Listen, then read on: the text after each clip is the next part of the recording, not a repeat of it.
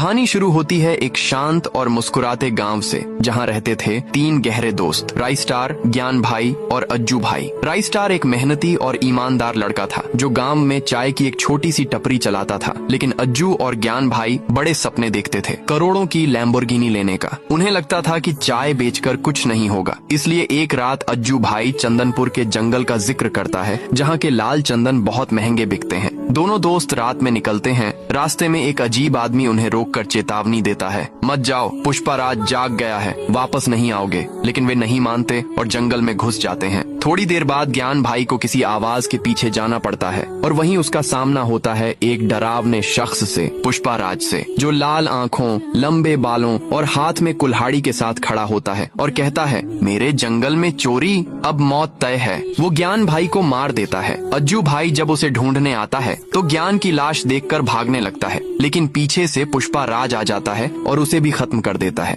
अगली सुबह पुलिस राइस्टार को बताती है कि 2 लाशें मिली हैं। वो सदमे में जंगल पहुंचता है, जहां उसे वही अजनबी फिर दिखता है, जो कहता है, कहाँ था ना, पुष्पाराज जंगल का राजा है, मौत उसका खेल है। उसी रात राइस्टार अकेला जंगल में जाता है, पेड़ के नीचे बैठकर गुस्से में चिल्लाता है, पुष्पाराज बाहर निकल, मेरे भाइयों का हिसाब आज होगा। तभी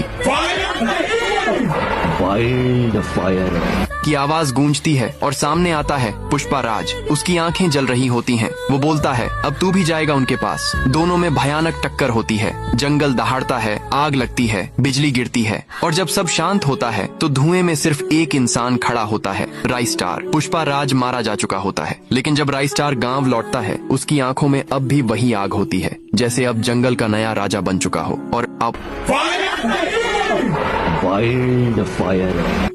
की आवाजें फिर दूर कहीं से आती हैं।